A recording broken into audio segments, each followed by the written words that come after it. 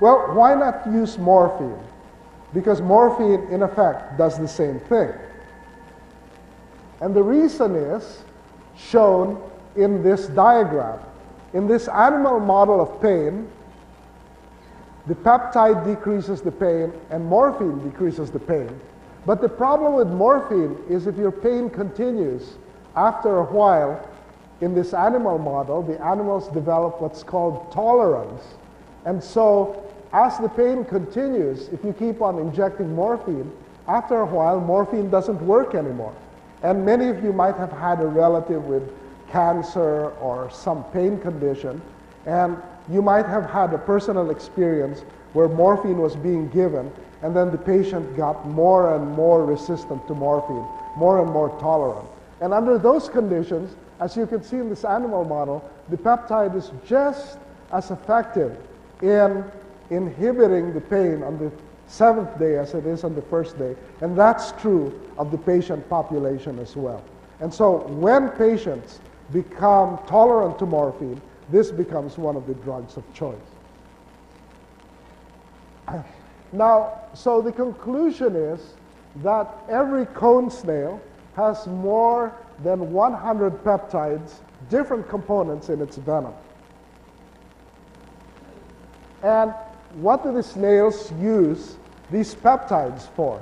And so I'm going to show you what 2 species of cone snails use these peptides for.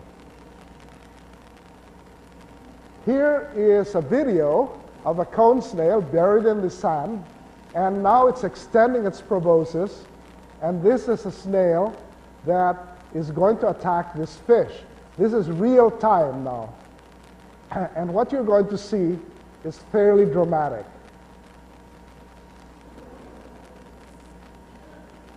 Notice that the fish is very stiff.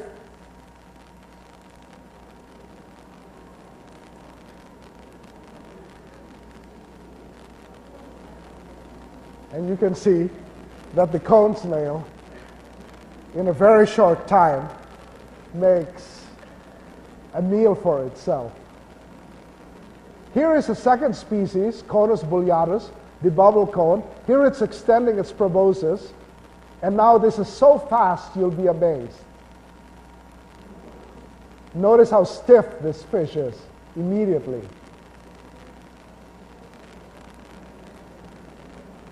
And that's the effect of the venom of these snails. Now, what you're going to see here is something rather remarkable. The fish actually recovers.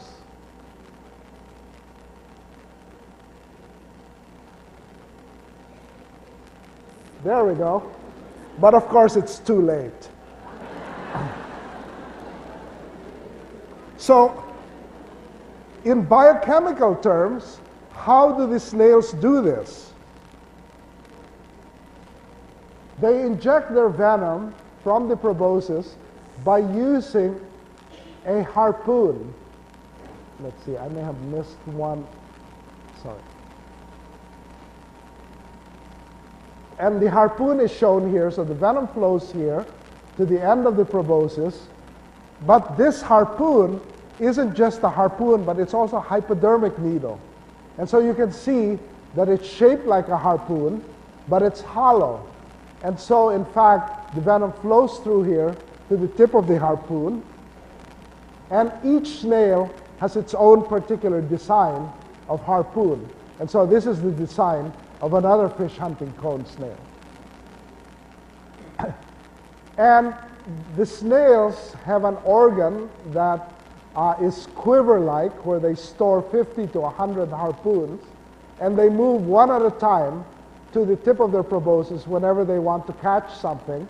And the venom is made in this long venom duct and is pressed out by this bulb, which acts very much like a medicine dropper. And so, in fact, the cone snails, their success is due to the fact that they evolved a drug delivery system about 55 million years ago, and by using this drug delivery system, they were able to inject their venoms into their prey. Now, most of our work has been to try to figure out at the biochemical level how these venoms cause these dramatic effects. And I'll go through that very, very fast because it's a fair amount of biochemistry. But what we have found is that cone snails practice combination drug therapy. Now, recently, people who are trying to cure cancer or trying to cure AIDS have been very proud of the accomplishments of using combination drug therapy to cure these diseases. But cone snails discovered this principle 55 million years ago. And let me illustrate that for you. So if you take from one venom all of the components that paralyze a fish, typically you'll have 5 or 10 different compounds as shown here.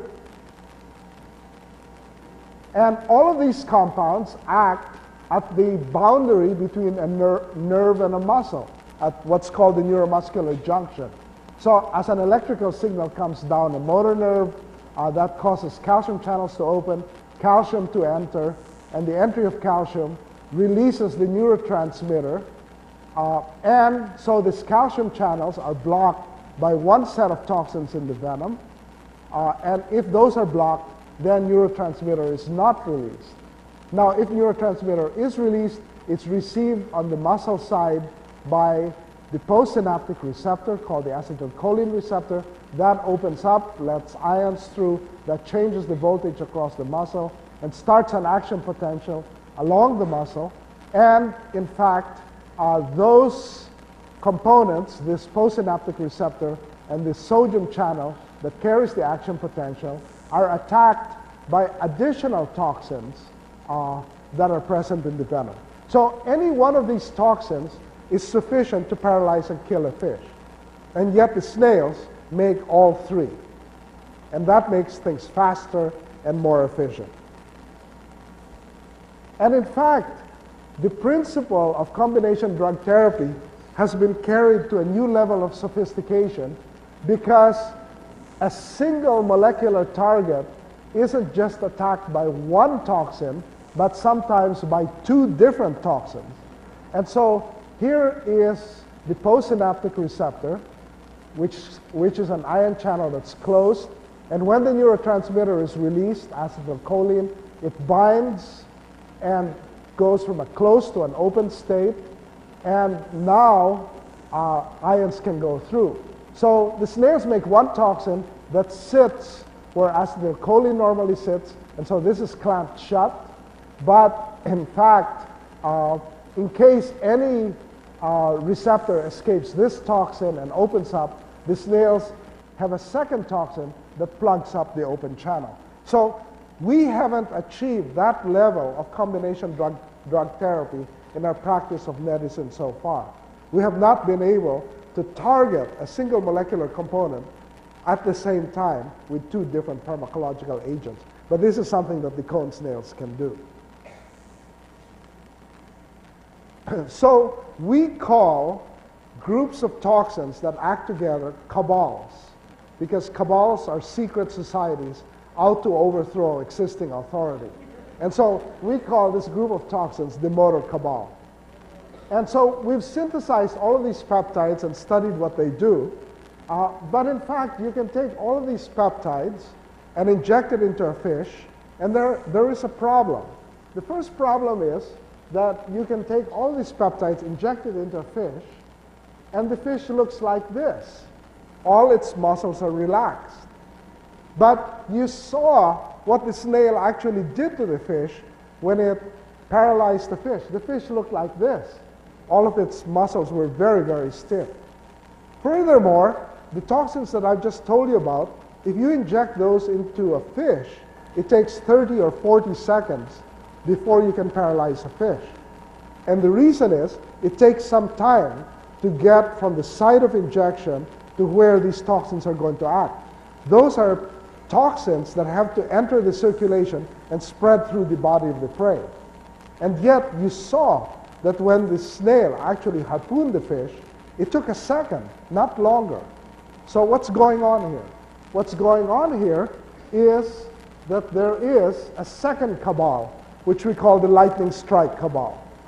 And this cabal acts in a different way. It opens sodium channels, blocks potassium channels. Here are two components. And I'll skip the mechanism. This just shows how those toxins act. But I'll show you the dramatic effects of the lightning strike cabal, because this is a small snail, and it's going to harpoon this fish. And you can see the fish is very stiff, so stiff and unable to move that the snail is able to just suck up its prey. So from the site of injection, because the snails have opened up sodium channels and closed potassium channels, that's the equivalent of taking your little finger and sticking it in an electric socket. Okay? The fish experiences the equivalent of a massive electric shock.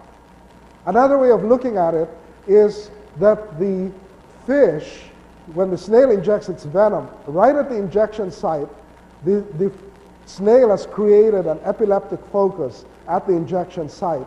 And so all of the nerves in the neighborhood of the injection site start firing uncontrollably, and as a result, the fish goes into the equivalent of a tonic-clonic kind of seizure. And so what you see here is, in fact, the effects of the lightning strike cabal. So you can see that in order to capture a fish, the molecular components necessary are quite complex and quite sophisticated. So there are two cabals, the lightning strike cabal and the motor cabal, and these are the components in each cabal, okay? And so these snails are using combination drug therapy to be able to capture their prey. But even with this complication, so we are able to take advantage of two things.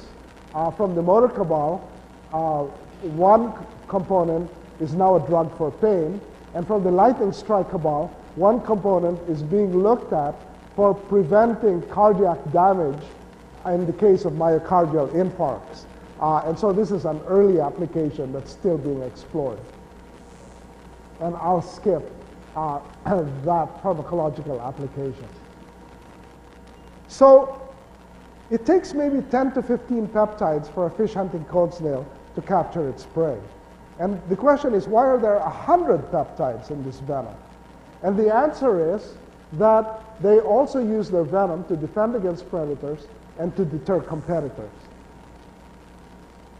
So the snails are attacked by all kinds of predators.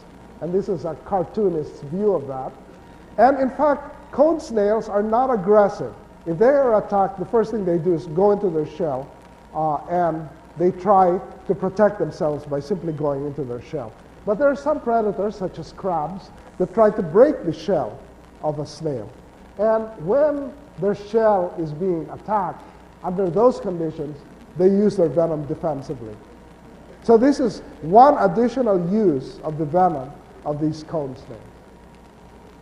Furthermore, there are many snails, cone snails, that eat worms.